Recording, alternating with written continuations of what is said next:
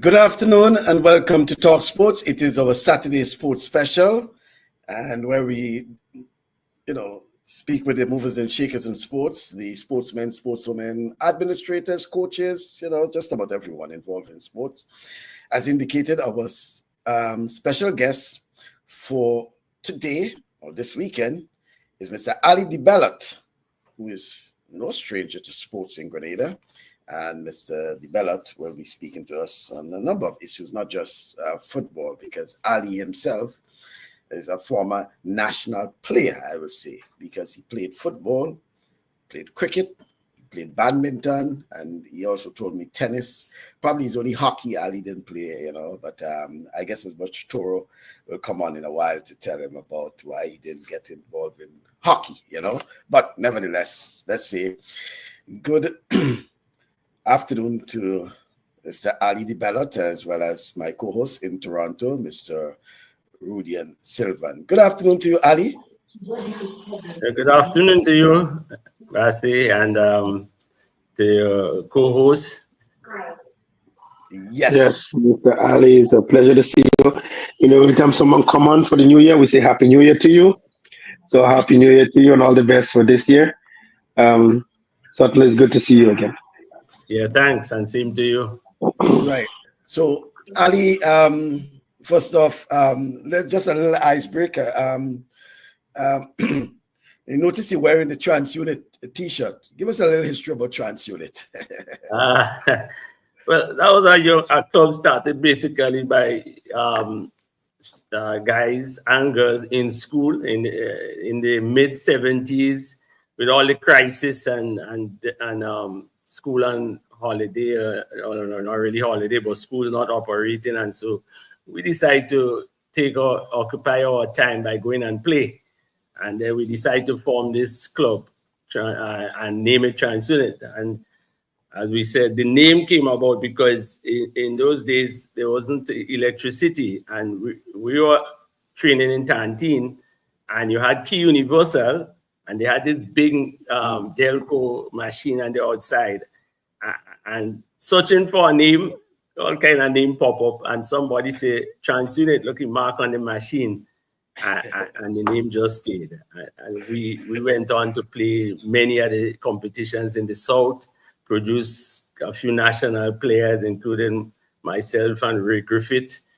So we played both cricket and football. We took part in athletics, and we also had netball. We had girls playing netball, and the club really stayed on until most of the guys then migrate to the US. And in the US, they continue raising funds to assist the guys and the girls in the Belmont area. And this is one of the jerseys that they usually produce, every year and sell it and so forth to raise funds. Mm-hmm. But I will say, Ali, you're talking about in the 70s, right? Yeah, so 74 was when we started, and that was where the machine was there to give current to Key Universal. Well, that's 50 years ago. Well, 50 plus, right? 51. Yep. But I'm saying that to say that it's good to see that even after all these years, they're still trying to ensure that something about the legacy of TransUnit, even as you say, was a sort of abstract name. They saw something on a generator and decided, well, let's just name it that. No meaning to it, TransUnit, But it's good to see that after all these years, it's still flourishing, Yeah, and most of the guys are still around. As I say, quite a few of them in the States, but still keep in touch. In fact, last year there was a reunion, and most of them are back here. Right. For it. That's good. That's good to know. Well, Ali, we have a lot to talk about, as I indicated, not just football, cricket. As an icebreaker again, Ali, and for those who have been hearing the name Ali Debellotte over the years, just give us a little idea of Ali Debellotte and his involvement in sports from back in the 70s, I should say. Well, we could start with TransUnit in 74 because that was really the start. And then in 75, I was at GBSS, and Victor Loa asked me to coach the school team. We'll probably go back to about 73 when I played for Autumns. Victor Loa was the games master at the time at the GBS. Yeah, so Vic, he was the games master. But I had played for Autumns prior to that. So in trans unit, I was the coach and just about everything because I was playing at a higher level of football and cricket to the guys. So I was sort of captain both football and cricket. And then in 75, they asked me to coach the school football team. And believe it or not, I wasn't playing serious cricket. I wasn't even on the school team in 75. But I used to go to coach the football team. Football those days cricket was from 1:30 to 2:30 and football 2:30 to 3:30. So I go early. And as a footballer, I'm taking the ball and terrorizing all the batsmen on the cricket team. And one day I got a call from the principal telling me that he understands us play cricket and why I'm not on the school team and so forth. And he ordered me that I have to play. And Bascom, after 3 matches, I was on the senior national team, right? I played 1 second league game, 1 first league game, 1 parish game, trials, and was selected on the national team. So that was the start for cricket. I went on to captain the team, make Grenada Island youth team, play a lot of parish cricket, played about 10 years for the national team, continue football, and in 75, I got onto the national youth football team and stayed there. So I was always coaching and playing, always coaching and playing. From the time I started, I was a coach player. And that went all the way until I went in Point, of course, you meet Ram Folks, and he was the head coach. So I played for Fontenoy for quite a few years, and then went on to coach other clubs after I left Fontenoy. In fact, I've coached in the only parish I've not really coached a football club is in St. Mark's.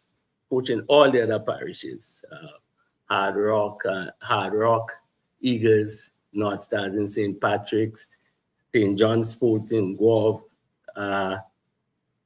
in St. David's, Bellevue Rangers. I hosted them in St. George's, and Sab and Mount Horn in Grenville. So in terms of clubs, that was done. In terms of national teams, I've coached every age group at national level. Under 15, under 17, under 19, women, senior, so a whole, all the works, and of course, a number of coaching programs and workshops and courses in football. And I still played cricket. I played cricket for over 10 years. Went on to manage cricket team, both male and female. Was a West Indies selector, a Grenada Island selector, And by the way, I played other sports. I just say I played badminton, table tennis, lawn tennis. I didn't play hockey because Toro didn't really invite me across. Well, he says, Ali, I want to hear you take on Canada as a powerhouse in world sports, especially their dominance in hockey. I also expect Bascom to congratulate Canada on defeating the United States. So, Ali, yeah.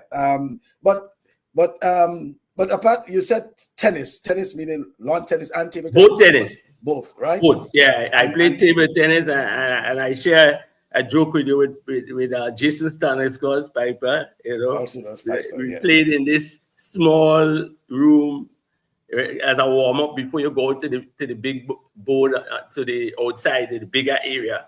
So he will give you 18 points to 21, you go in there, and he will give you all these points and still come and beat you. But that day I caught him. He wasn't able to meet me, So I had the distinguished of beating probably the OECS champion in tennis. That was a gamble that he probably regretted, right? I always remind him about it. Yeah, but so you had but you played badminton at the national level as well, right? No, I didn't play at the national level, but I don't think there was a national team in that time. I'm not too sure. I know I played a lot, but I can't remember people being selected to play at the national level. So you all just playing badminton? It's more like a sweat. Yeah. Okay. Mm-hmm. Ali, you had quite a bit of experience coaching at the national level, particularly in the national team. I mean, I have traveled with you for so many years as coach. Well, you as coach of the national team. We have gone to, places, have so many experiences. I mean, we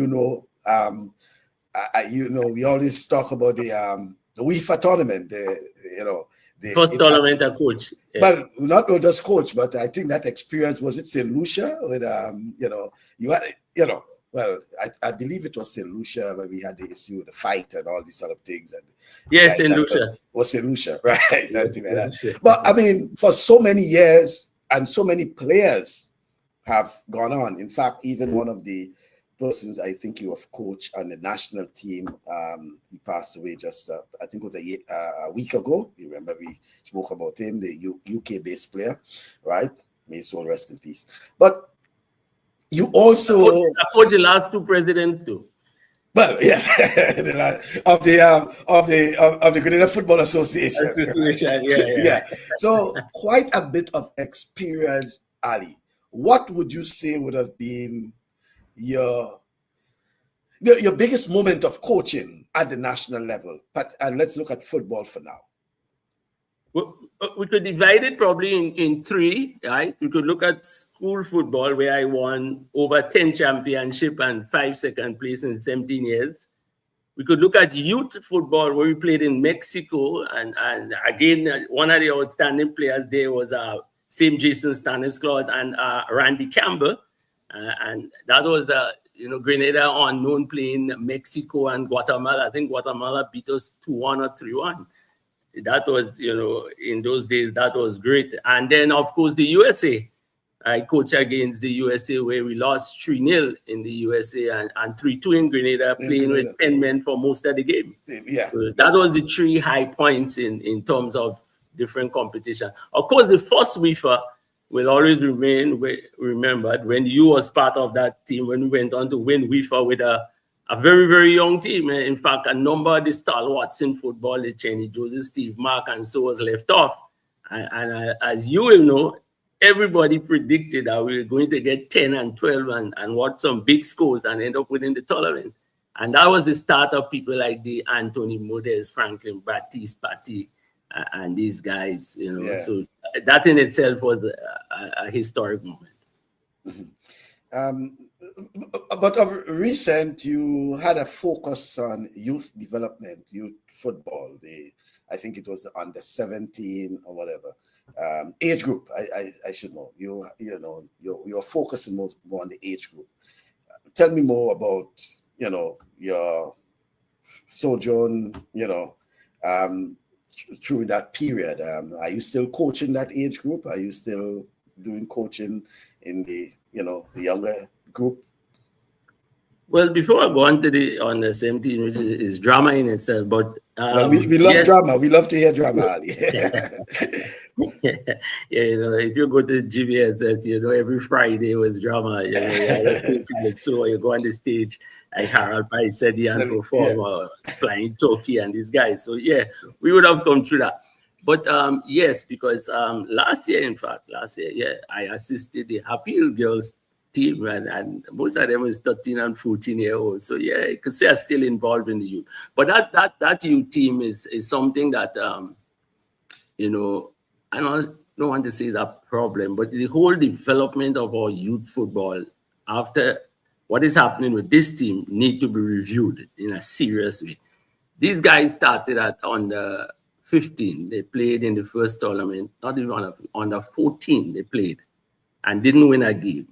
Right? The executive thought that they was lacking in some respects to the whole development of the football. And you have to understand, because at that age, especially come out in primary school in Grenada, where there is very little sport, and you will have fellas just leaving the primary school. That means they would not have played much football. Maybe a grassroots program or something, or fortunate to live close to a playing field, because there's not much football at that age. But yet there is a national team. Mm-hmm. And so they decided that Pele, John from St. Patrick's was the coach. They decided to bring in some senior people, included Bowser Wilson as the manager, myself, Nigel Bishop, and a couple of other guys to work with the team. So the next tournament was under 15, and we played with it. Again, they didn't win a game, but the results was a little closer in terms of score. And they then have to play the under 17, which they just concluded. And we were told as a staff that, we are going to continue coaching the team. And in fact, I met the goalkeeper coach yesterday, and he was telling me, Coach, I'm still waiting on the call, because they decided they're going to call us and let us know when the training will start. Only to be, I always buy Queen's Park. So one day when I see the team training with a new coach and a new staff. I mean, up to today, nobody said what was the reason. I mean, you have fellas as Bowser. Bowser would have played as much as me football. Yeah. I mean, you have to have a little more respect than that. But, so, looking at that is one issue, but the whole development of our youth football is in a serious way. You see, because Bascom, in our time, the first real national team you're playing is under 19. And you would be training from, I had people like Patty and Anthony Modest, Franklin Batiste, since they were 11 and 12.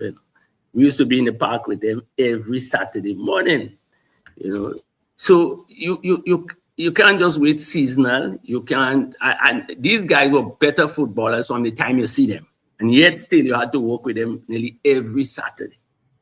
You can't now have national team. And the first national team they will be playing on is under 19.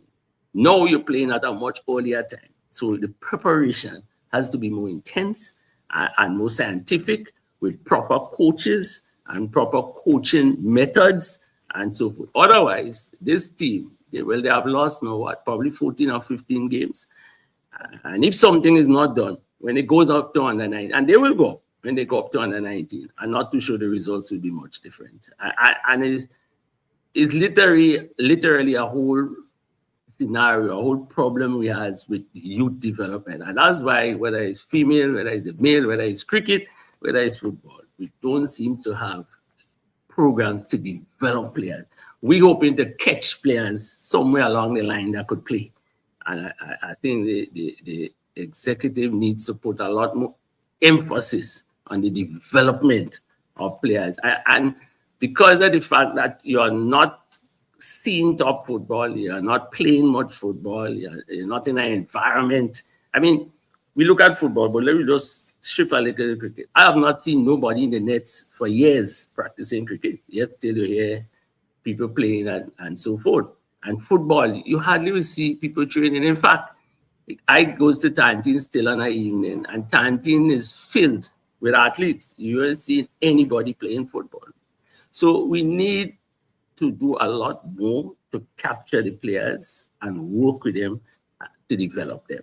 And I think it's a serious issue we have at the youth level in terms of football in Grenada. Well, we have to come back to develop that topic. And before Rulian comes on, I just want to get some comments in there, because I know we had a conversation off air, Ali, and it has to do with that sort of discussion regarding, the development at a very early age. And we discussed the issue of primary schools and all of that. But a shout out to, to Gordon Julian, and also Jason Skeeter saying I was not so friendly. I ain't giving nobody no points. He was talking about, he making reference to Piper giving you all that amount of points. I know Jason. I know Jason. I would not have been that friendly to that. I know for that. I know him really well. Yeah, so he said he would not have given you that. He probably might have given you 5, but I doubt it's all of that. Gordon Julian says, good afternoon. And Jason says, but badminton was Ali's pet room, right? Torres said, Ali has to be good in sports. After all, he's a graduate of the University of GBSS and a Wharf boy too. Don't be fooled by the living in Springs. Ali, you have a Wharf connection? Well, I was born in a nursing home on the Caranaes. That's why Toro claims Oh, okay. that I'm a warm Toro has a registry of every single person from the wharf or the Caravan. So he can always tell you. He grabbed people from River Road, Yeah. the Medford, Toro. Good afternoon to you, Pastor Stevenson. Ali, like so many other sports persons, have not been recognized for their outstanding contribution to sports. He says, I enjoyed batting against him, though. Ali, tell us about that. Well, probably that was the first dancing lesson he had. He probably he could confirm that that was the first dancing lesson he had, trying to play by leg breaks. Oh, okay. He passed home. You didn't tell us about that one. Okay. Yeah, because you were mainly the bowler, right? You were the bowler. Yeah. Pastor Mo was the batsman, right? Still have guys trying to read what a ball is. Still have them. He's referring to what club cricket or school cricket? Well, I mean, you all attended GBSL, but club or school? I think we would have played against each other also at club level, but it might be talking at school because he was on the school team, so I would have to be bowling against him in school practice and so. Okay. Mm-hmm. But he always talk about he always had problem trying to understand what a bowl is. So, but the recognition part is crucial, Bascom. Again, I think is one of the fundamental weaknesses about our association. And I could probably give you just two scenarios that I had in recent. Well, we talk about the under 17, right? Mm-hmm. But I was called once and asked to collect a ticket to go to watch a game. In fact, I've not seen Grenada playing Queen's Park in about 8 years. Grenada national team. And somebody told me to come to collect this ticket, but I was not in Grenada. And then called somebody in the FA and they said, okay, you can come to collect the ticket. And then they called me back to tell me, somebody said that I'm not in Grenada, so I cannot get the ticket. I have not gotten a ticket. I think the last and only ticket I got in the last 5-6 years to see a game in Grenada with all what I've done is against the USA. Oh, I was about to tell you that against the USA when they came to Grenada, right? Yeah, that was the last one. So the respect, I'm not too sure what causes it, what leads to you not recognizing people like Nat Simpson, Ali Debellotte, Bowser Wilson, Ramfo, Dean Jewell, Ramfo. We have been out of football. I mean, in football with our clubs and our areas and so, but out of national football for the last 8 or 10 years, really and truly. With no, and then they call you to do something. But these are people in the 80s and 90s, as you know, have been very successful with the Grenada national football. But somehow they just decide to, and that's just not only in football. Ray Duncan, I think, is one of the better cricket coaches in Grenada. But ask when last he been involved in a national team. So something had to be wrong when it comes to recognizing and accepting people who seems to be well-known and well-talented in terms of sport. Is it the same problem we had, Ali, in terms of even at the level of West Indies and with the legends and all these, Yeah, it's just recently. I talked to Thomas Kentish last weekend, and he said it's the same thing in Dominica. He said he hardly goes to see a game in Dominica. Thomas Kentish, who plays so much cricket for the Windward, he said he hardly goes to see a game in Dominica. So it's something about, the acceptance of people, whether they figure, they can't say whether they figure you do too much. I'm not too sure what it is. I can't come up with what they think, but it's a serious issue because they always say if you don't know where you come from, it's very difficult to know where you are going. And that seems to be a general problem with sports in Grenada. All right. Let me just finish with some of the comments there. Jason says, take about Ali, one of the best coaches we have ever had at the national level. It is sad that we as a people have allowed personality issues to sink our sport. There's room for recovery, but it will take some maturity, which I believe is the main ingredient lacking in this administration. I said what I said.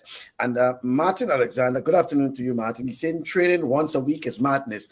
I think he's making a reference to a comment you made earlier when you talk about, a training, I don't know if it's a national team or on the 17 team, but, training once a week. I mean, that's not adequate, Ali? No, not at all, especially with the short period of time you have for development. Like I said, in the early days, the first national team is under 19, right? And it might be 17 or 18. Now, the first time you're playing for your national team could be as 11 or 12. So what is being done to fast forward that development? Because you're still expected to know what you're going to do. If you don't, the results will be like what just happened with the under 17, 8-0 and 5-0 and those sort of things. So the question we have in Grenada, problem we have is, and there is a solution to it. The guys are all over the island. Most of them are in school, right? One of the guys' parents was telling me sometimes he has to leave school 1 o'clock if he has to train in the week to catch a bus to get in town and then to get back home after and then to go and do his schoolwork. So my solution to that would have been that you have coaches in the different parishes, probably even villages where guys are come from. Yeah. Because you have so in fields, yeah. Right. St. Patrick's are so big. If somebody is in 4, that's on the national team. But you have several national teams. So the 5 or 6 people who are on the national team, what could be done to them in 4? If you have another 3 or 4 from Plains, you get somebody to work with them. What you need is one person, head coach, that gives you the program, what to do on Monday, the Tuesday, the Wednesday. And then on Saturday, probably your journey to St. George's or your journey to... And that's something you also need to train. I don't see why every session on a Saturday has to be in St. George's. One Saturday could be in 4 or in Progress Park. Yeah. The group of the players, the squad meet on that day to do the general training. Yeah, assessments and all of that. Yeah. You can't expect to be Panama and them training once a week. That's our dated mentality. Yeah. Rudian, we have a lot of comments coming in, but yeah, Rudian. Certainly. Lots of questions. But I'm going to start with one. I mean, growing up in the 90s, the 80s and 90s, did they lose the national teams in Grenada lose the opportunity? You just mentioned it a while ago of getting the proper selection of athletes. Is it location? Because there's a lot of young players I know of growing up on my time from the St. Patrick's area never get a chance to be on a national team, and it was as good or even better. And talking about, and that's around, Grenada. Was it a selection problem they had in those times coming up? And is it the same today as it was then? Is athletes missing the chance to make a national team? All right. So I'll tell you what I think. They first had what you call a national selectors, right? They select the team. What it then discover is that a coach might be playing a particular formation, for example, just description, overlapping system. Yeah. But the selectors didn't pick a wing back that could overlap. Right? So then they shift it to allow the coaches to select. The problem I see, and I saw it vividly, I never stayed any period of time with any of the clubs, 1 year, 2 years, all around the island. But let's say a guy works with, just calling a team, Eagles, for all his time, and then they make him national coach. And I'll give probably an example. They had a national team with Clark from St. Patrick's as the coach. They went on to win WIFA. About 6 or 7 hard rock players on the team. The next year, they didn't appoint him coach for whatever reason, I can't tell. But they brought on another coach. I would call the team for that one. And nearly most of the players from Hard Rock didn't make the team. But the club that the coach came from, most of the players from his club made the team. And you see, because there isn't a general policy, there isn't a way of Grenada how you discuss and come up with selection. It's up to the coach. Obviously, coaches will pick people they know. The person they think they could work with, that's the person most likely going to get selection. And that is why even in some countries, they don't take local coaches. They take a foreign coach that are more who doesn't know anything. Who doesn't know anybody. Yeah.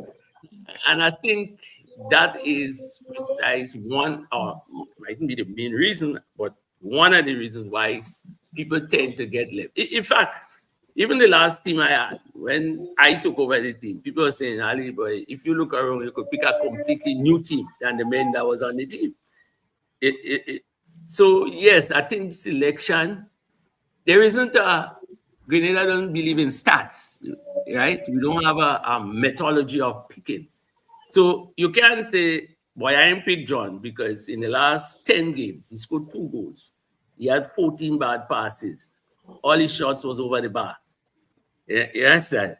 So to the guy that you're picking and say, look, this guy has scored 7 goals. 80% of his shots was on target. He won possession. How many? We don't have that. Cricket still have it because Goa runs at wicket. But football is just the opinion of the coach. Opinion, yeah. Oh, you have to be selection. A prolific scorer, in football, and a prolific scorer in football for you to be like automatic pick. Everybody know it, right? Yeah. So a selection of a team doesn't based on, you have a training session and whoever want to come out and try out, come out. Is it based on games? So you're watching them based on the games, or you say, okay, a national team is going to be picked in the next 6 months, so we have a trial and day 1 we cut 100.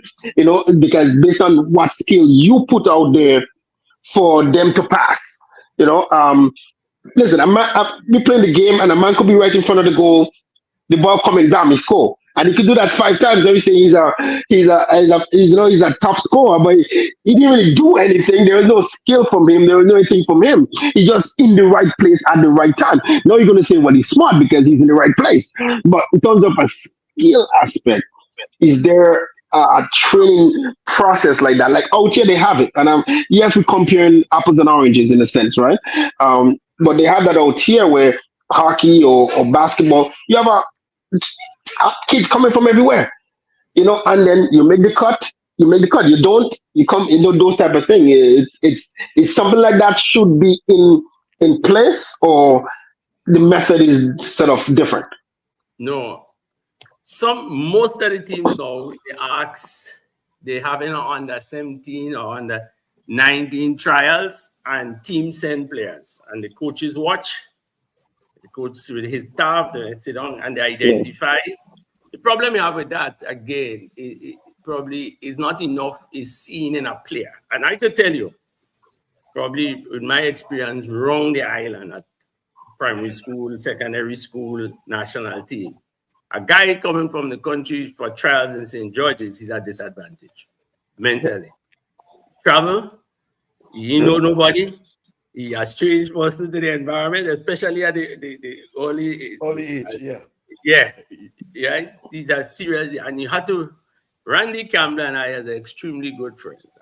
I couldn't even remember. And he said when he came for trials, I called him aside and I talked to him about his own approach to the game and what he should do and how he should do it. And he went on, as you know, Randy was one of the better midfielders in Grenada at one point in time. But probably you didn't talk to him.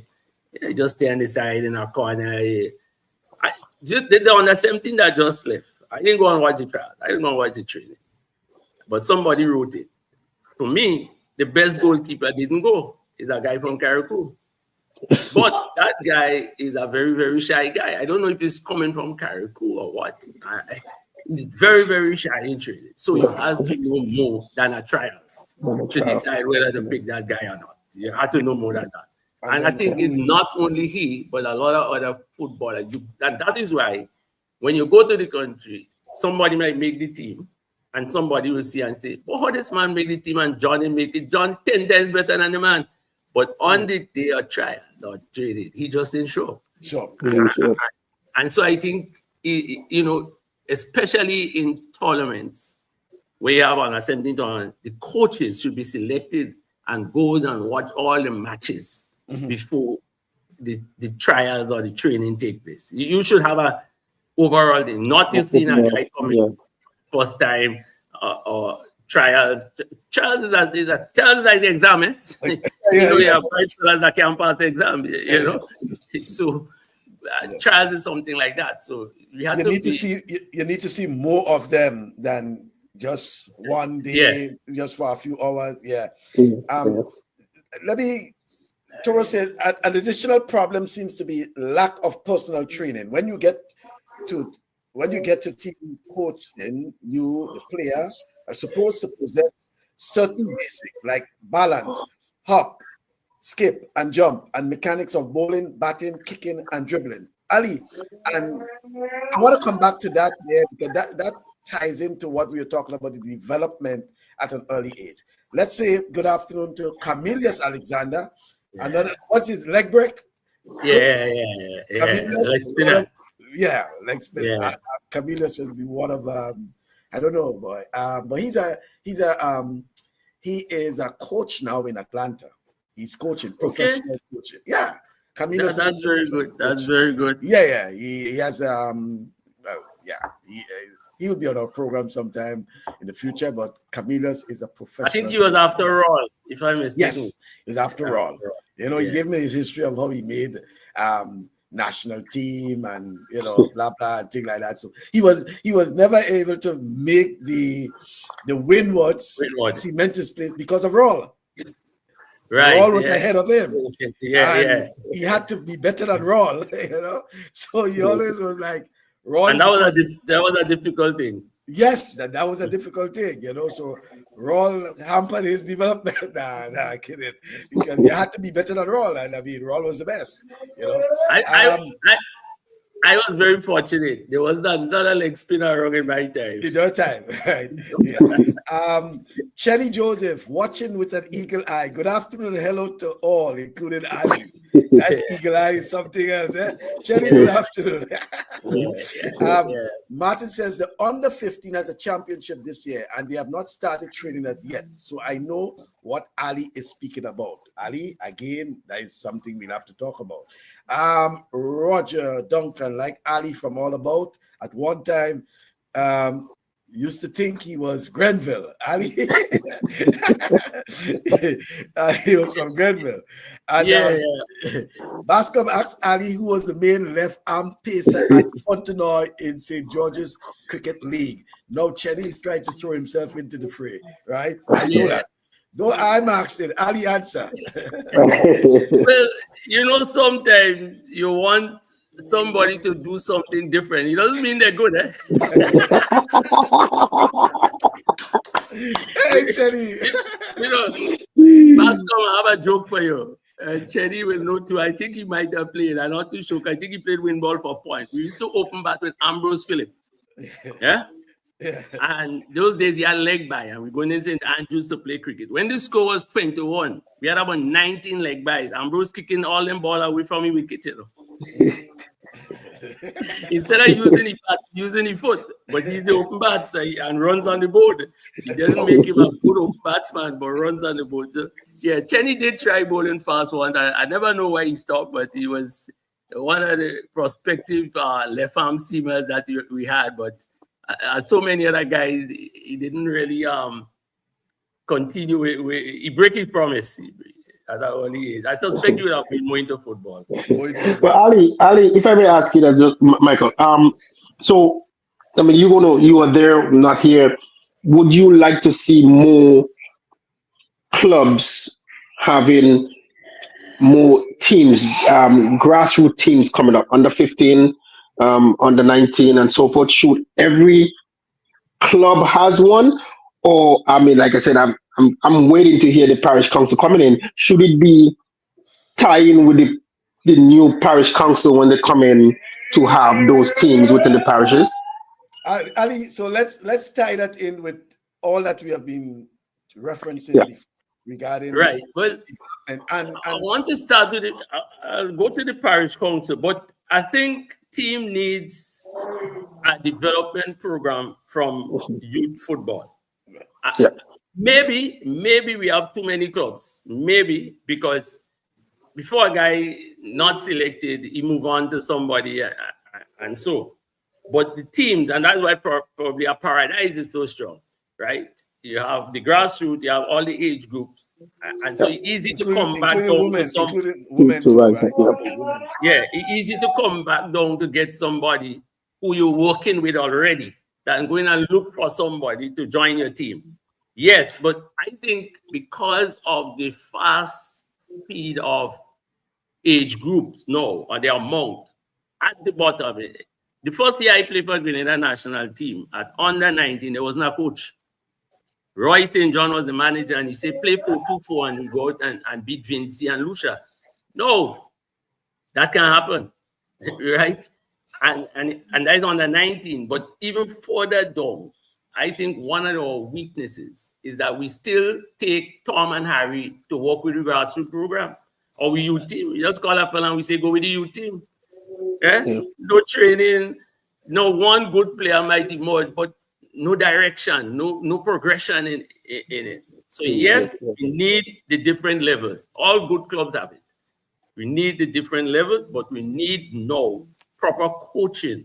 And in fact, at that age group, it's not only coaching. You need a coach with a teaching mentality. Yeah.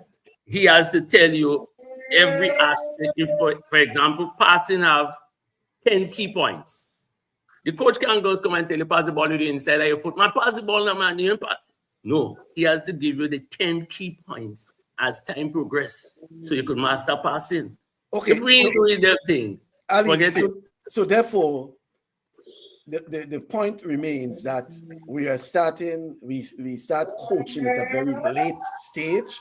We should be coaching at an earlier stage, even at the primary school level or, the formative years. Much too late. And not just late in coaching, but late in proper coaching. Not just coaching, right? Proper coaching. And that is why you have different levels of coaching. And so, it's a pity we couldn't do it in terms of what the Olympic does, for example.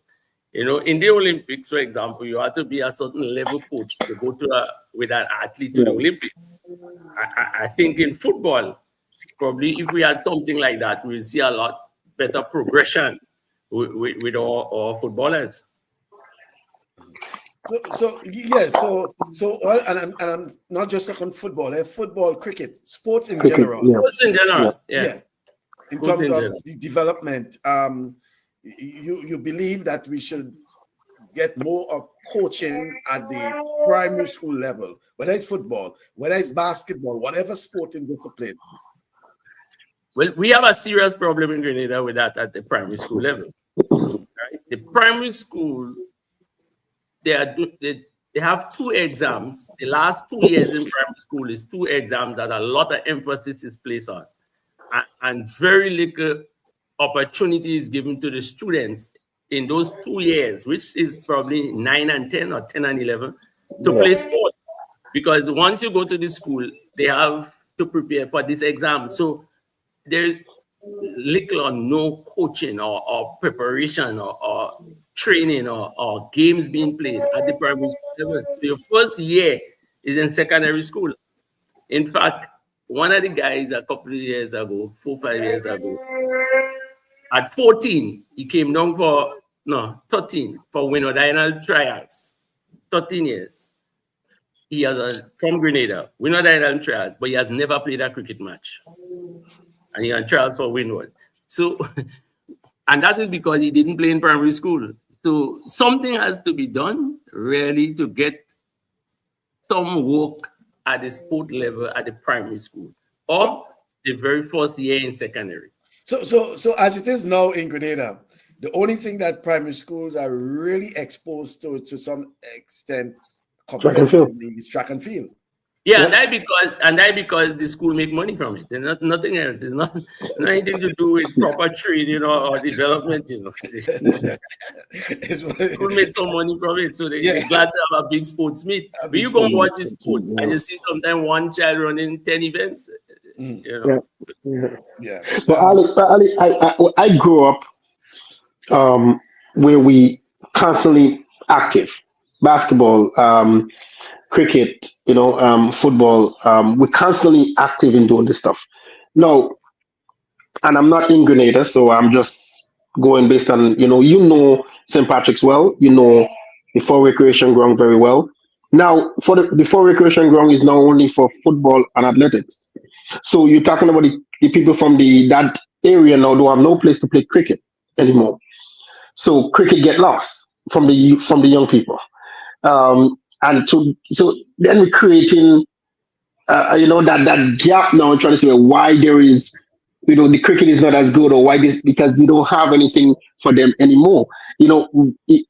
A former teacher told me one time, he said, why St. Patrick's RSC school was always good in the high jump and the long jump and so forth, because we had the Magana College ground.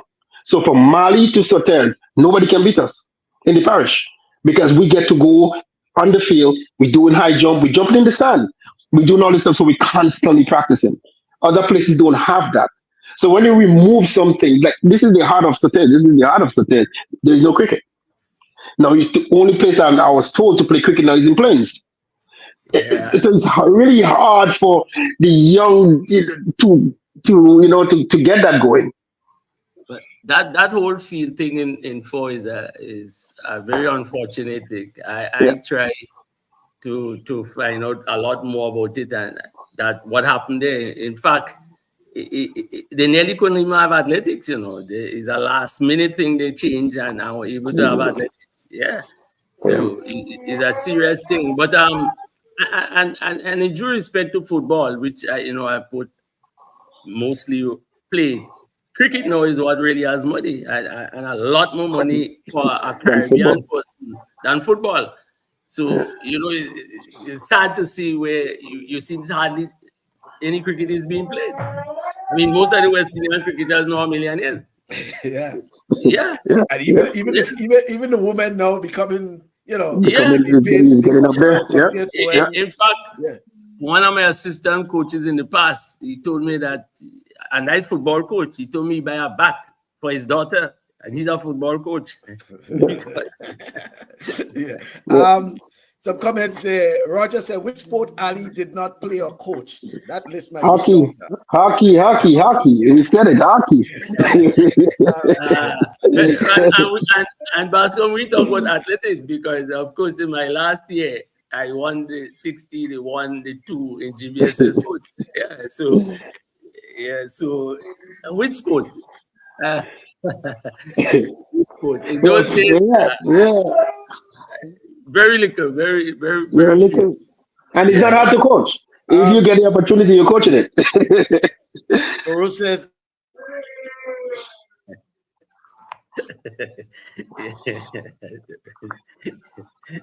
see what he's saying?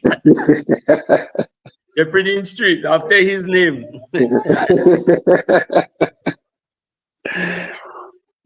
Yeah, well, yes, Toro knows everything. Yeah, my grandparents was from golf, so obviously I have a lot of golf connection. Toro knows that very well. Certainly, but Michael froze in there for a little bit. But certainly, that changes have to happen, and how does it happen?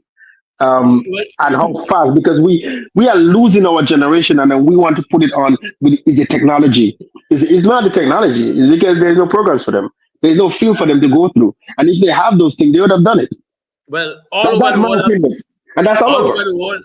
the world have technology. So we can't make it. Why some places developing. When everybody beating us, we can't make technology an excuse. I don't think we have more technology than them other places. I mean, a couple of years ago, I coached against the VVI, and we give them 17 nil in Tanti. 7 years after, Grenada played the VVI, and the scores 1-1. Why? What caused that? I suspect the VVI work on the program. They are proper coaches. They have intense training program, and we are nothing. We pick some guys and we send them to play. Well, here's the word that I use. They invest. They invest. They invest. We talk about it on here, Michael. We talk about it with the Chinese, with the Japanese. They don't have no sprinters, but they're in the 4x1 finals. Yeah. Because they invest in something, So Ali, they invest. You know that game, Dalton Paris? Oh yeah, man. My trans unit coach, long time. That's one of my early students. I'm not too sure he played much. He might have been the one who brought on the water and so, but I'm not too sure he played a lot. All right. And Clef Depredine says myth must be dispelled. St. George's never commanded a majority of players on any national team. He's responding from Bali, which is around probably 3:50 or something so in the morning in Bali. Good morning to you, Clef. I think, well, of course, you are a different era, but what people look at from the countryside, they always look at each parish as their country. Because, for example, when I played for the national team, they had 3 or 4 St. George's players, 2 or 3 from Guelph, 2 from Victoria, the Fredericks and Bataille, and then from St. Andrews. St. Andrews, yeah. From St. David's. Yet still, you hear people say, boy, only St. George's players on the team. But when you look at it, and that guy who say that might be from St. Mark's.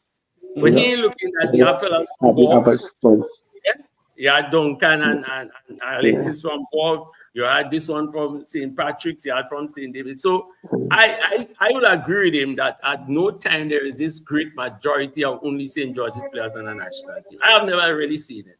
And my selection has never really, in fact, I've been accused of causing St. George's to be weak because the players on the national team, they train a lot more than the other clubs. And a guy once told me, if I pick more men on national team, St. George will have stronger teams. Only people play.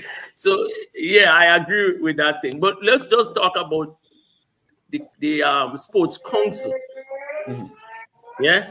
And not to show how effective the sports council could be because of the fact that they don't have any control or any power over the national associations.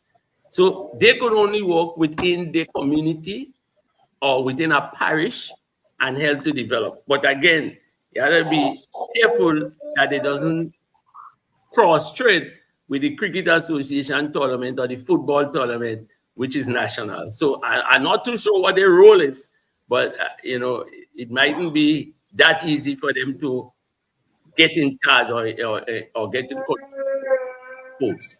Okay. But for me on that, right, I think it's more of having programs in the parish. And the scheduling part, they have to figure that out. But I would like to see more of activities happening in the parish. I think it's more you have in parishes, the more success we have with the young generation, not only in sports but in academics too. So I think the balance can be there in terms of the intertwined with scheduling and so forth. They just have to figure that part out of how to tie it in. But I'm more excited about seeing sports play in parishes now, as I'm really looking forward to, and the activity of sports in parishes. And you bring an important point, the education, because you look into, let's just say, the average young player. For me now, if a guy has the opportunity to get a scholarship in football, I'll advise him to play football. Otherwise, cricket. That's just my opinion. But you still have the education part of it. So in preparing that guy and that's one of the problem a lot of our sportsmen have when they go on sports scholarship. They're very good at the sport, but to merge the sport and education is not easy because you don't do it here. You don't go to school, go in the gym in the morning, go to school, go and train in the evening. We don't do it. So if you are going to prepare a guy for a sports scholarship, you have to put him into that scenario. When he mentally prepare him. He comes in the morning and go in the gym, and so that will fast forward him. But again, sometimes we just take a guy, we see he could run fast or he could play football, send him a scholarship. After the first term and he finished playing, him back in Grenada because he's not mentally challenged for that. So So Clepsy, I can't sleep. So listening to your show, Bascom and Birds Outside, that's in Bali. Kelvin Hector says, this is the problem, Ali. said it very correct. This is the problem. Ali said it very correct. Every coach has a new team. Yeah, you see, as I said, I try desperately to write a lot about my players and how they perform and what they do.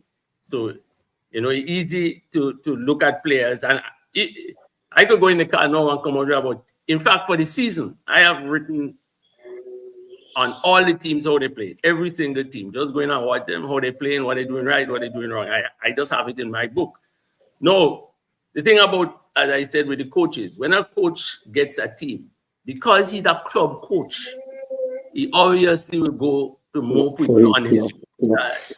So the question is being asked probably, when somebody is a national coach, should they be a full-time club coach and a national coach? And again, that might cause a whole stir up. Yes and no, right?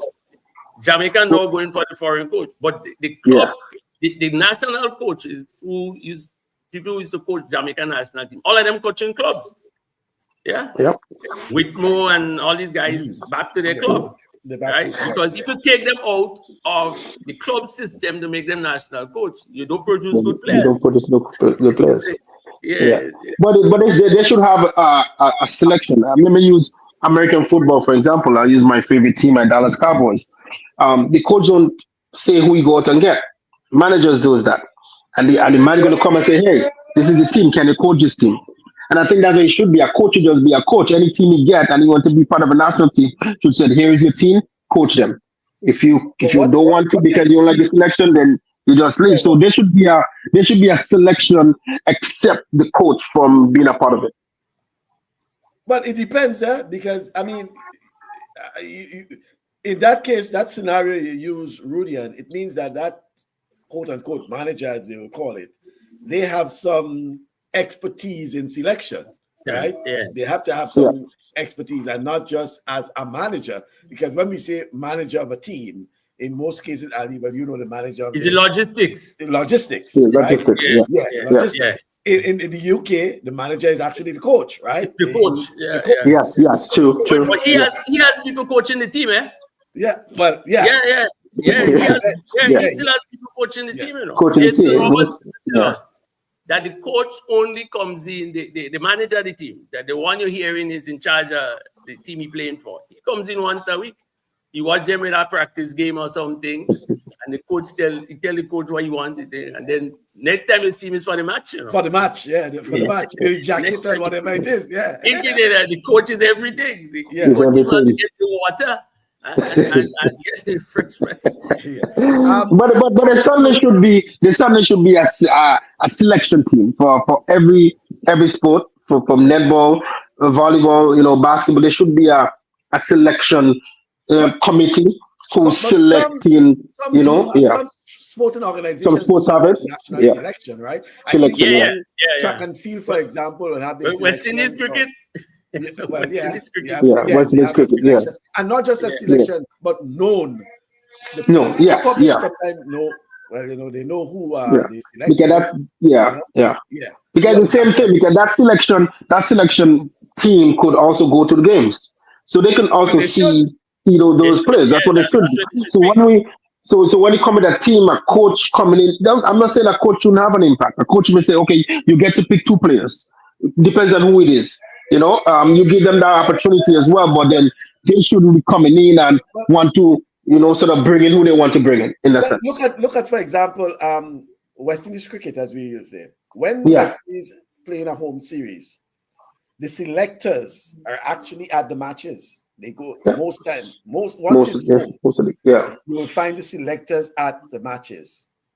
Sometimes they might have one, they might have all depending on if they have to do a selection, probably for another tour or whatever it is. But the selectors actually go attend the matches, right? I know that for West Indies cricket. Toro says that sports and culture management and operations in the English speaking are fundamentally based on what the countries inherited at independence. In sports, there are so many sports bodies with their own rules and selection process, and all chasing the same little money to get things done. The same hardships was experienced as from Cleve, from constituencies from St. George's. He speaks of the Wharf, Tantine, River Road, Point, etc. He says, wasn't the sports policy designed to address such? Hope that that is written is not confiscated to wrap fish from the fish market. This conversation must always be part of the discussion. Don't worry, the new fund will have every sporting discipline. Every sporting discipline, right? Full playing field? Full playing field, yeah. Probably the new full. For inter cricket now, they have to do a lot of work, But they have to do a lot of work. Yeah. Chenny says, while I could find no issues with the commenter and views of Ali, he did not speak much on three main areas that are affecting sports development in Grenada. I refer mainly to poor club structures, not enough former athletes remaining in the sport, and last but no means least, the mentality of government still viewing sports as recreational. Ali? Yeah, well, the first part, yes, I agree. But the second part, I think is also a combination that people not staying long and they don't want people to stay long. Again, I refer to in the last 5, 6, 7 years, all the leading coaches in Grenada is not involved in anything with national football. They still are around football, but at the national level, they're talking about the Nazis. I mean, no, some of them have finished. But I'm talking about the previous 10 years, the Nazis, the Bowser with Kenton, Fry Roberts, and these Naiko and Hector and these guys, all of them still. So somewhere along the line, we seem to elude these senior people. And we come to a point where new persons are being brought in and they take over everything, right? So I'm not too sure I mean, it is said that if you don't know where you come from, you can't know where you're going. And these people have been successful, even though it's to give them as mentor. Chenny will know that came up in Chenny time, where you put mentor around sporting teams. So you will have a Bowser around, or he's not the manager, he's not the coach, but as now it's been done a lot in West Indies cricket. Yeah, a lot of mentor, even at the international. But to just leave out all these people, I think that is an error. And of course, the late start of our thing. I'm not too sure what government really could do when you have this national association, or independent association. You can't say who to coach. You can't say who to pick. You can't say which tournament to play. I mean, you might have to assist them, but I'm sure in sometimes it really don't make sense sending a team in a tournament. If they ain't prepared, they ain't prepared, but you can't say you ain't sending them because it's not you responsible for sending. So yes, I agree. Yeah. That's some of the areas, but it's not all. Torres is talking about Uta from Suriname introduced the one and only football system in Grenada. We still play on the Uta system by and large, and Uta was a successful coach. So maybe there's something in having a foreign coach. Ali, you would have experienced Uta back then, right? Yeah. Well, the thing is, Uta was one of the first sort of recognized coaches we had, right? There wasn't, as I said, when I played in 1975, there wasn't even a coach for the national youth team. The late Roy St. John was the manager, and he just said play 4-4-2. So when Uta came, Uta actually started the concept of having a coach. So I think that is why, a lot of people consider him probably as one of the better persons that work football. He was very good. I mean, he was a very good coach. And Roger is saying, I always wondered how some football nations like Spain, France, Brazil have a standard set play. Is it the same we should aspire to for Grenada? If yes, how do we get all the football coaches on the island with teams on board with this? Help my ignorance. Ali? All right, so that is an important comment. No, let's say in Brazil, I went to do a course in Brazil, and they fast forward our course, but it's a year in the university to be a Brazil coach. So they have one way of coaching their coaches to coach. And they follow one formation and style of football. which is handed down. Now, you can't tell the team what to play, but the coach, the national coaching setup, has certain things that you expect certain areas in the park to do. Just an example, if they are playing overlapping, they will inform you that your wing backs, you should try to get them to overlap. You try to get your stoppers to start the play. If you notice now, most teams doing it. You have a striker up front that has to be able to play on his own. Right. That is a sort of base. They ain't telling the team to do it. But obviously, if you don't have players doing what they want, he will make the national set up. He just doesn't make it. But in Grenada, the coach comes and I will play 4-4-2. The next one come, he play 4-3-3. The next one come, he play 4-5-1. The next one come, he play something else. And a guy will play for Grenada at 4 different age groups with 4 different formations, 4 different styles, 4 different coaches. No continuity. But based on the talent and the quality of players we have, Ali, which format you think would be a standard one for Grenada? Well, what has been recommended, and I tend to go with it, you don't tell a coach because the selection of the coach depends on result. So you can't tell him what to play if he doesn't want to play, because at the end of the day, if you tell him play, just an example, play 4-4-2. He say, but I don't like 4-4-2. He say, we playing 4-4-2, and you lose. Who you blame? He? Okay. Ali, so go ahead. Go ahead. Right. So you can't tell it good. But what some countries have done, as I said, they set a formula of certain things, the association, or you have what you call the technical side of the football, technical people. And they will advise you that they will like this, they will prefer this, they will like that. Right? So you have to urge your teams to get these type of people. But the head coach is part of that setup. So he is saying what he wants. Right? And you try to get that. No, if you as a coach coaching Fontenoy, and they come and tell you they want their wing back to overlap, and you choose not to have a wing back to overlap, you don't expect your wing back will make the national team. But it's up to you. Yeah. So Ali, go ahead.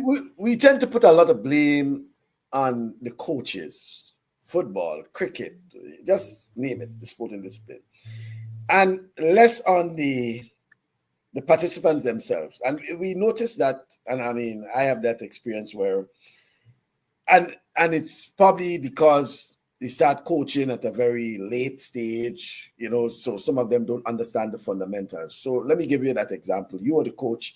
I think we were in Haiti or somewhere some years ago, and you gave one of the players a message. So the substitute to bring a message on to the captain, when he goes on.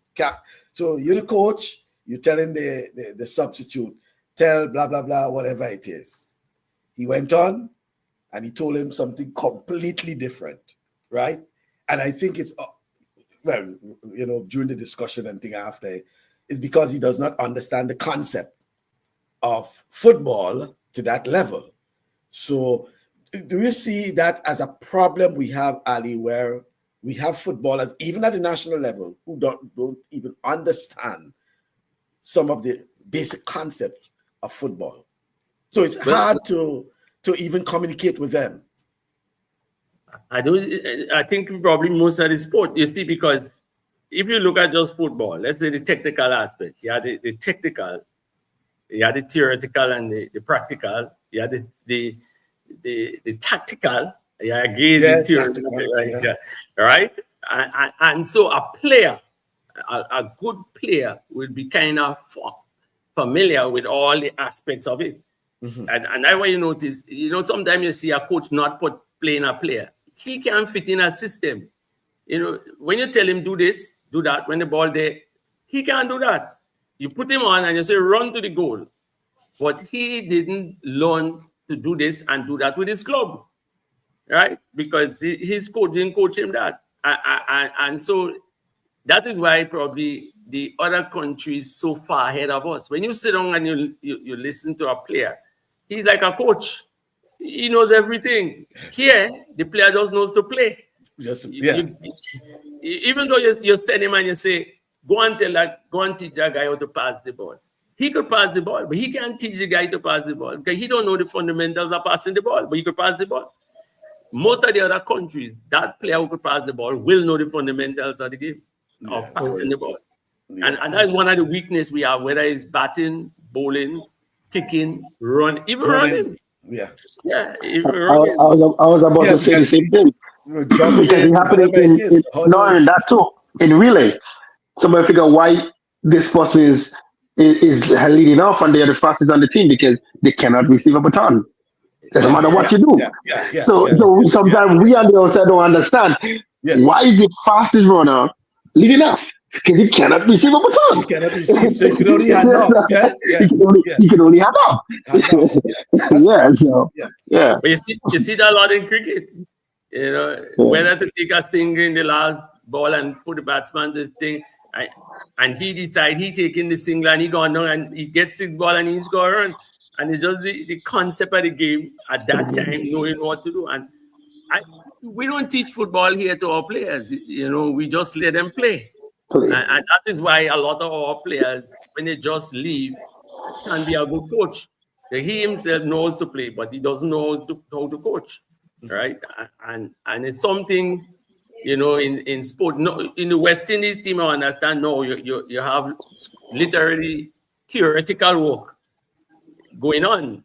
You know, you just going and bat and bowl in the nets every evening. You have to go to class. And if you notice, the university team is not the best players.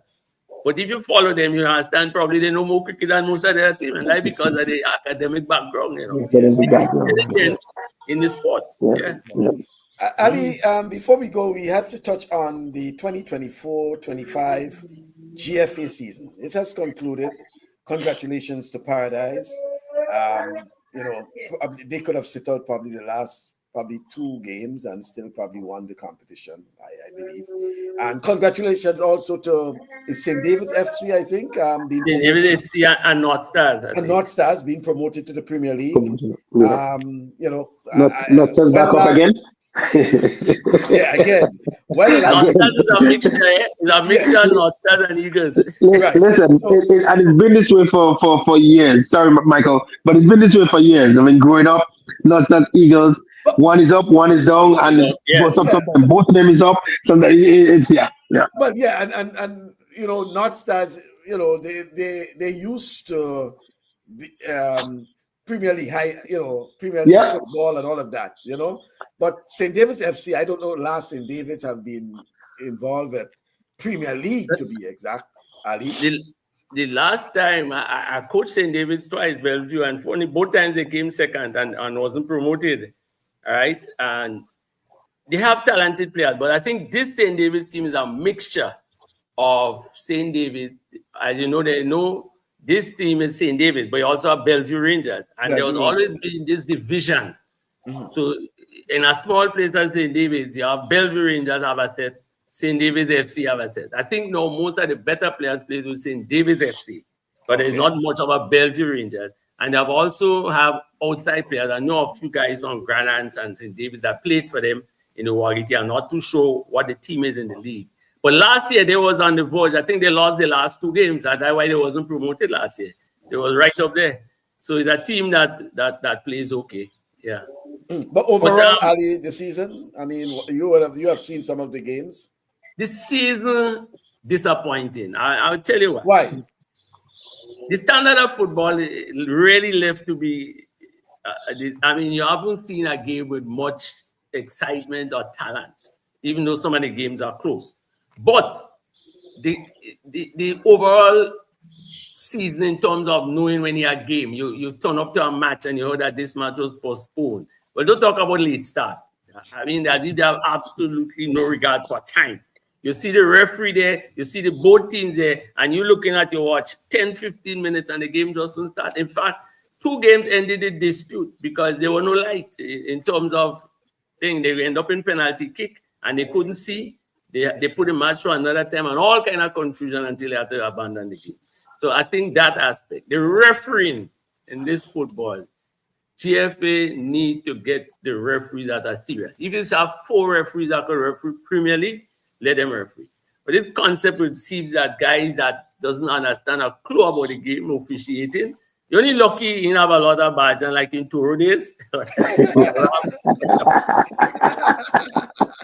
Yeah. When the ref has to run for the life. You ever heard the joke with Piper when he went to Victoria? You know, he always giving trouble, and the referee put him off. And in those days, team had 1 ball, and so he said the ball is his. So he went to the ball and go home. Yeah, I think ball and go home. Game done. Yeah, but the whole, so the referee, the time, fixturing, every weekend a match had to move. You hear, in fact, a guy had to play recently 2-3 matches, and they put it off.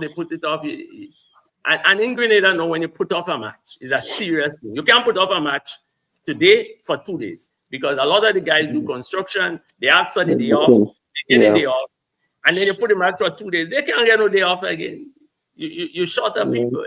And so that aspect of the season, it's good to know the season will come to an end, because we had problems with that, right? But a lot has to be done to sit down and analyze. I feel they have to have a committee setting out to work the fixture and the whole. I leave to go in Boucherjou to watch. And when you reach up there, 4 o'clock, you see 2 guys coming trying to fix a goalpost. Yeah, you see a truck there with a torch trying to weld the goalpost. 4 o'clock there. And that game playing only on weekends. So I don't know if it was Saturday night, the post break, but that was Sunday. So, this aspect of on time, flags, starting on time, following the football. I had a real problem trying to know when a game played. Besides the postponement, they say go on the GFA site. Sometimes my daughter go on the site and we can't see where the match playing or who playing, So that aspect, even the table, up to the last games in Boucherjou that I went and see, people trying to find out who fought 2nd, 3rd, and 4th in the competition. And these people are wrong football. Nobody seems able to really track down. I don't know if I not following their website or something, but I tell it, not me alone. A lot of people doesn't have a clue as to the standings in the competition. I have a comment here and then 2 questions from Roger that we can wrap up with. Toro says, back in the day, North Stars with the late Frank Bartholomew was officiated for the Glamour Boys. No, Toro. Glamour Boys from the Wharf. No. Glamour Boys are from River Road, Toro. Don't come with that. Glamour Boys from the Wharf, Grenadian United. No. Glamour Boys were always from River Road, Queensland. But you were saying North Stars was, a weakling for Grenadian United. On a serious note, though, Roger is asking, Ali, what is your thought on a football academy for Grenada? And then the other questions he's asking, Ali, should players in Grenada be playing more games? If yes, how can we get more games on? So academy, football academy, and, playing more football. We will start with the second one. When I was playing for Point, you had the league, you had the Heineken, you had the Mackerson, you had the knockout in one season, right? 4 competitions in one season. Today we're struggling to finish the Premier League. The other main competition is Wagiti, which is not part of GFA. Yes, so if you structure your football properly, you should have, and we should be playing more football. There's no way you're playing 10 teams, 8. So 18 games in the season. 18 games for the Premier League? Yeah, for the Premier League. And a knockout or something that I might get knocked out in the first round. Surely we're not playing enough football. No question about that. Right? We need to play. In fact, it was done before when there was no light. So now we have light. We have to ask the question, why is it that we play so little football? Okay, so that's on that. The question of the academy. The problem with academy in Grenada, due respect to the people that have the academies, academy is more like a daycare kind of thing. A Saturday morning, a parent come and they drop their child and they're gone. It's unfortunate. And you can't have an academy, for example, with one or two coaches. At St. Smith have a number of coaches. But because of the fact that people paying, if you're in a competition and your parents paying and whatnot, the parent can't come every day and watch his Sunday on the touchline and then play no football. So you have to try to adjust. So you don't get development, right? And there is no grading in the academy. Academy is an open thing, right? If we could have grading where you have the level 1 or the level 2 footballers, some sort of assessment, after, right? And you move up. It's like school. Yeah. You imagine a child going to school and everybody stay in one form till they leave school. It's academy, you know? Yeah. Everybody in the same form. There must be some. You need to be like a school system. So if you could do that, proper coaching, proper management, people coming to talk on the psychology, people talking on. So when a child leave our academy, he should have a good knowledge of first aid, refereeing, the whole works in football. You know, you're bound to play, but it comes out knowing something, even commentating. If you don't have Jason, nobody to do commentary, you're struggling. Right? So yes, it just as the cricket academies, most of the cricket academies are 1 or 2 people in charge.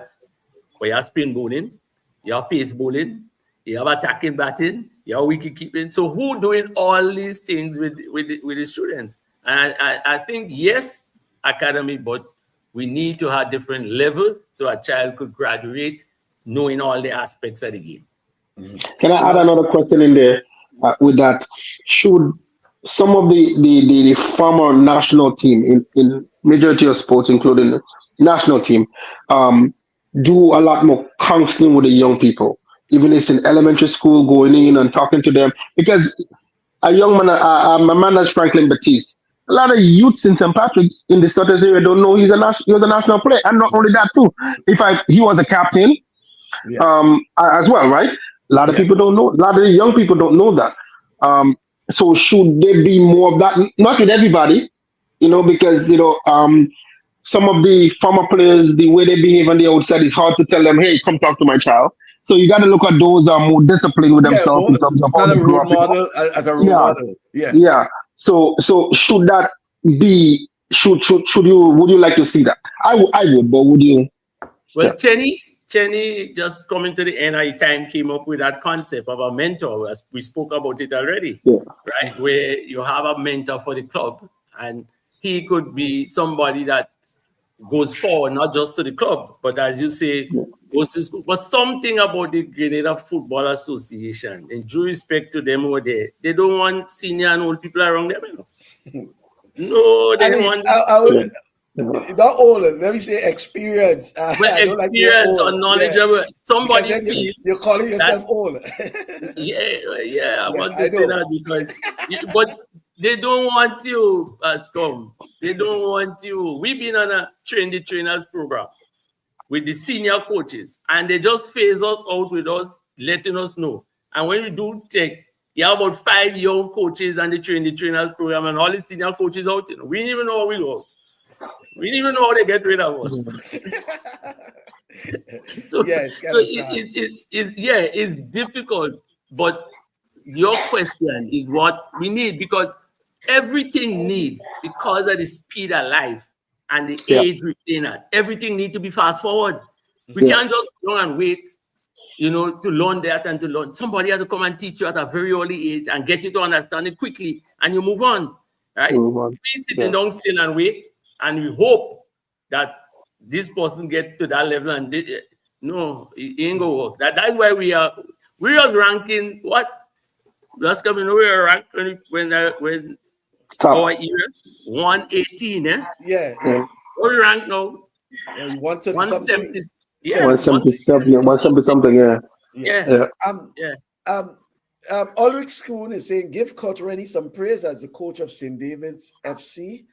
And congratulations, Rennie. And Toro says, Ali, did you play primary school junior league? It's one competition that's never completed and prizes given. The competition was always affected by things like school holidays, pre-Lenten carnivals, and referees who stopped showing up. Yeah, and especially when school has Heinze realize they can't win the competition against Palmer. Palmer was a big gun. When Heinze realized they can't win, they will stop the competition. Clev says, Ali, let's push for a special national posthumous award for CK. Well, he's talking about CK Sylvester, I think. He walked the walk with little talk. Okay? Yeah, definitely. CK. Yeah. One of the great contributors to national sport. Just all aspects of it. Yeah, and at one time, CK was sponsoring probably about 3-4 teams in GFA competition. Even travel with the teams, if you remember. Yeah. He was. Yeah, I still have some. I think someone wrote a book about CK. I have a book. He had the Dano Cup, the Dano team. But he had sponsored Dano. Was Dano Carnage? Yeah, but even that with CK, even the awards, you're hearing the prize is named after, let us say, the best goalkeeper. Clearly should be the Kellan Baptiste award, if you understand what I'm saying, or this award, and we could do it even at the lower level. Let's say the secondary school football, right? The fellas who just gone up past that level, they should be the ones coming back to have a kind of continuity, But it's very difficult, really, to understand why they seem to distance themselves in sport from people who have experience and knowledge. Somebody had to explain it to me. It's very difficult to understand, especially when the senior people still around football. You have to ask yourself, what is the benefit? It's difficult to tell. All right. Laurie Braffett says, that's a big word, sponsorship. It is. It is a big word. And Toro say Heinze had one of the greatest junior league teams with guys like Cafe Ball, Yankee Man, Ernie George, and Bug Belfon. Yeah. Bug, may soul rest in peace. All right. Cafe Ball. Yeah. And finally, if we don't remind them, they would claim ignorance. Ali, always a pleasure having you. Refreshing indeed. How are you enjoying retirement, Ali?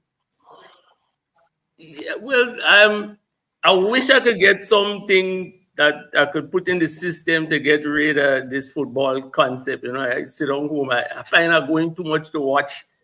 This football, I didn't really put me anywhere, but you still have to do it, But I wish I could get something. Retirement is, you will get there soon. It's a nice thing. You relax. You don't have to get up early in the morning, or in your case, in the snow and in the thing, You just relax home. You get a phone call now and then. You go by the park. If half time in the game you ain't satisfied, you leave and you go. Fortunately, I don't drink, so I don't have to go by the bar. Roger says retirement, and that's what he put it as, retirement.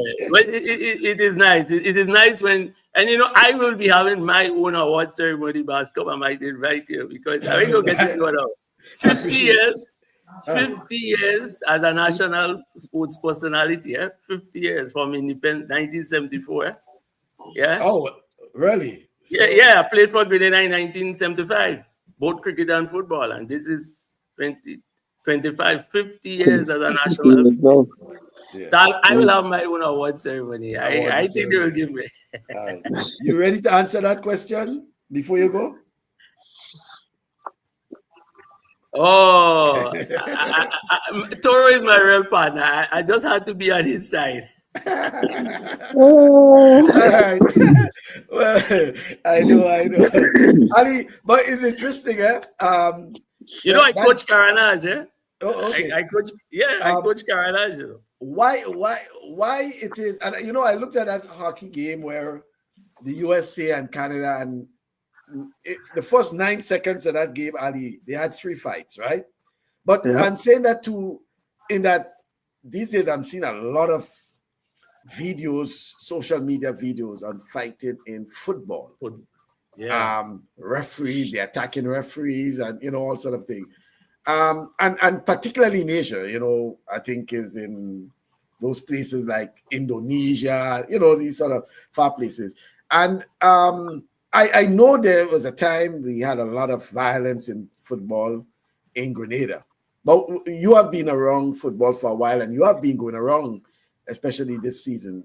Are you seeing any of that still around, our local football? No, not much. In fact, one I saw since last year. I didn't see any fight this year, and I think that's good. I think that's one good, of the school games, they said that some incident because I noticed police just be there by the school games, but it's these young boys with this gang concept, and most of them is not the actual school boys, but people who, leave school and come around. I know a few years ago that they had a couple of these things in St. Andrew and so on. Basically, they say it's not the players or such, but it's the gamblers.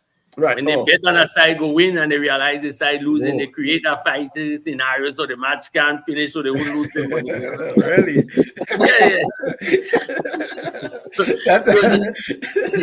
It's not much. The players, a couple of years ago, 2 players get banned for hitting a referee late in the season. I think it was same in St. Patrick's with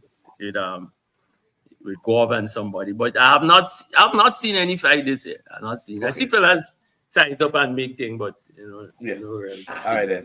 Finally, Lewis says, "Good talk, good day. Growing up being a goalkeeper in St. Patrick." Yes, you remember him, Rudyard? It's one of my best friends. Okay. Yeah, he was one of the best young goalkeeper in Grenada. I want to talk about growing up and seeing that happening. It's just young thing like Wong, who never get the opportunity to be in the national team. What period? What year? That was in the late 80s, early 90s. Oh, okay. Because I coached Latas in 1984. I coached Latas. That was after that. And then he was phenomenal goalkeeper. Phenomenal. Opportunity never come for him. And that's when I spoke about the opportunity of growing up with some of the athletes from the countryside, never get the opportunity to be a national team, and they was that talented. Very talented. And he was that talented. It's one of those. And many of the parish could talk about him and say that. So good to hear. Then you can say that. Yeah. All right, then. And Chenny says that Michael, I would love to hear James Clarkson on one of your programs. Certainly, we will. Oh, he's saying one is saying that he played for North Stars. He played for both North Stars and Eagles. Yeah, he played for both North Stars and Eagles. Yeah, he's from Mount Craven. Yeah. Okay. Well, I should know because I coached Eagles 2 years. We played unbeaten in the first division, and then we get promoted to the Premier League. Yeah. So you see, sometimes you see guys around and you never know that they play. Because I never knew one actually played sport. When I say played sport as a goalkeeper, I never knew that. Yeah. Oh, he is phenomenal. And I'm not saying it because he's one of my really good friends. He was that good. He was really that. I mean, I was a goalkeeper and he was better than me. So he was really that good. Ali, so thank you very much once again, and thank you for your. I want to convey my appreciation to your daughter for assisting you in the technical aspects, getting you up and going. She did well. Thank you very much. Yeah, and always a pleasure. It's always a pleasure having you, man. Thanks again for your kind words. And for the memories, for some of the, a lot of memories there, man. I don't know much about it. And listen, my uncle played for Eagles, played for the national football team, so you probably know who he is. But his name is Loxley Sylvan. So definitely, I grew up in football. I grew up in football. And he played for Eagles, so definitely. Thank you again for the memories for some of the, the guys who, were just sitting home and saying, "Man, I remember the old days." Those things is what keep us old people alive. Remembering the old days, Bascom probably we need, and we spoke about it. We need to have some history of our sport somewhere, man. Even though you had to start off. I was about to ask you, because you said you have been taking a lot of notes and, like when you go to the games but do you plan at some point in time to put something together, document something? I mean, Well, what I do with it, some of the teams will ask me, and I just give them the information how a team playing or how they playing, their weaknesses and strengths. Yeah. But I have documented my 50 years in sport, all the times I play, who I coach, who I think. I might do like Maury and write a book, but no. But hey, listen, I was just saying that. I mean, you coming up on 50 years. That should something that would be good. That to me is a start. Putting that book together to commemorate your 50 years in one of the things we didn't even talk about, in fact, I was also a selector for West Indies women cricket. A few people know that. You see? Yeah. So certainly put this in. You need to put that book during a transitional period of West Indies women's cricket, right? Yeah, there wasn't. But the lady who is now, I think she's a director from Trinidad. She was still there. But the West Indies cricket, women's cricket was not under West Indies cricket at the time. They was on their own. Yeah. All right, Ali. That's Mark Julian. Big Mark. Oh, well, he will say that because when I took him, he knew nothing about football. What you doing? You're still a sprinter? Yes. I put him to play overlapping wing back, right? And he scored some goals, and a coach was on 23. And they say, Ali, you have a guy playing for Eagles scoring real good. I said, but who is that? So I go, I say, Marcus, you could make national team. Marcus threw down himself on the ground, and he rolled. I say, we were going for and practice on mornings. And we go and practice, and Marcus turned out to be a regular player. That was one of the guys. That is why. And that's one for Toro. This is a McDonald College grown again, so I just want to let you know that. But the thing about Marcus too, and we were talking about Marcus was a all-rounder, right? Yes, he was. Yes, he was. He was a sprinter. He was a top sprinter. He went in. I think he won Intercall 100. That's what I'm saying. And he also played cricket. I don't know about the other sports like basketball and thing, but he played all of that.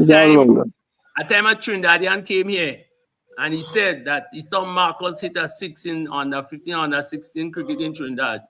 He had never seen a Trinidadian hit a ball so far. So he really used to hit. Just one advice to you from Toro's brother. Don't allow Toro to edit the book. Let Toro write it, but don't allow him to edit. Right? Everyone is going to be from the wharf. Everything will be from the wharf. He will take out everything else. He will just put everything wharf. The wharf boys. Yeah, don't please. Marcus must have connection to the wharf. You see what I'm saying? All right. Ali, okay, guys. It was nice chatting with you all. Thank you very much. It's a pleasure. All right. then. Yeah. Always a pleasure. Rudian, very good. Definitely, it was certainly a good thing, man. But a lot of things he said hit the point, and even like I said, talking about in terms of the mentoring, that's something that they really need to have. And like again, it's not only in like someone like Marcus, he go back home, he definitely could go back to the schools and speak to the young ones and those people, because people don't know how good those guys was, how great they was, so certainly those things is something that we always talk about. They always tell me one day my name is going to be on something for St. Patrick's, because I'm the first from St. Patrick's to make the Olympics. And a lot of young kids don't know that. I was speaking to one of the Olympians we were talking, they say you walk into Grenville and same thing, people don't know he's an Olympian. So certainly something like that the kids have to know somebody from my neighborhood, somebody from my area, somebody went to my school, did something great. This person went to my school, today they're a doctor. Kids don't know that. So you inspire them, and I think that's something that's really needed. So that's it's certainly a good thing to have. But surely it was a good show, man. And hopefully the started out really good, Hopefully probably later on in the year, as we try to do, probably bring Ali back again another time. To tie up the end of the year. Yeah. And he says, Roger is saying, great takeaway for the football academy, really graduated levels. I think that was the important point. Because you have these academies, and as Ali was saying, I mean, still on the same level. Nobody moving. There's no level of assessment or which stage you are at the academy, you know. Yeah. And it's just like you there at that academy for 3 years. You're just there. And you're just there. There's no movements. You do the same thing over and over. Yeah. Over and over. Yeah. Right. So thanks very much. Hopefully next week, Rudian, I'm telling you that we most likely will have one of the Parish Sports Councils on our program, right? So we'll start discussing issues regarding the issues. Yeah, and things like that. Yes, Toro. Try to bring on Tony Henry this year, a stalwart in holding many athletes. Yes, Tony Henry. I was trying to get what's his name? Mike McQuilkin to make that connection for me. Mike, Get Mike to see if he can, coordinate in getting Tony. And also Mr. James Clarkson, certainly Chenny. That is someone we really want to speak to, get his, have a nice sit down with Mr. James Clarkson, who will be able to talk a lot about not just the Carnage, not just about Carnage football, If we talk about national football, he'll be able to give us a little piece of culture as well, because he has been involved in the PAN movement for a lot of years. Mr. James Clarkson, we'll probably try to get him. Toro says he can connect with Tony. That would be very great. That will be good. Thank you very much, folks. Thank you very much. Ali, in particular, thank you for making our program what it is. Lots of information. And, Ali reminds me of when we have Ram folks, Ram will give us the history, right down. And he'll remember so many things. And then Ram will call me after. He say, Bass, I forgot to tell you this, because so many things. For Ram, 1 hour, I remember the first time Ram said, 1 hour, you sure? He's like, you sure? I said, yeah, you should. Next time we had to take an hour and a half with Ram, and Ram still saying it's too short, because it's too short, not enough time. To talk about, You can see a lot of this great, guys from Grenada have so much in them that they never get the opportunity to talk about it. No, but and the one opportunity they get should be able to, like when we brought on Bowles at the time, for example. We bring Bowles, Ali, Nat, we had Nat. I think a year or two ago or whatever it is. Give them the opportunity. To share their experiences, right? There's so many that we can learn from, and then we can reconnect. Like, for example, Marcus, for example, who would have thought that someone like Marcus, for example, is on and listening. And remember that Ali was my coach, and this sort of thing like that. So one is coming and say, I know one about for a long time. Never know about his involvement at that level. He's involved in that level, He's a man. I'm he's phenomenal, man. I think when we bring folks like Ali and others on, that's we bring out. We bring it out to the people. The other aspect, people will share their experiences and what have you. Thank you very much. Thank you. That was a pleasure, man. Have a good one. Hold on. Here is what Lincoln is saying, because every time Ram comes on our program, he said, don't bring Ram back until he repays Carnage for the Yankee man trade. Every time Ram comes on the program, he always talks about this Yankee man trade. Okay, and ensure that before we bring back Ram, that he has. Ram had to pay his debt. He had to pay his debt. He said, Yankee man from Carnage on the point, and basically mash up Carnage. All right. We will. He will have to. I find all the quiet on intercall. Fellas in Green Beast mode already, Michael. Yeah, but they were in Green Beast mode last year, boy, and the blue did something there, you know what I mean? Yeah. You have to know what you have to know when to talk. You have to know when to start. Yes. You must start soon and The trash talking start already, you know. But yeah. Thank you very much, folks. Thank you very much, Rudian, as usual. Yeah, it's a pleasure. It's a pleasure. All right, then. Yeah. Thank Yeah. you very much. Yeah. Okay, then. That's all for you guys. Until next week, have yourself a pleasant weekend.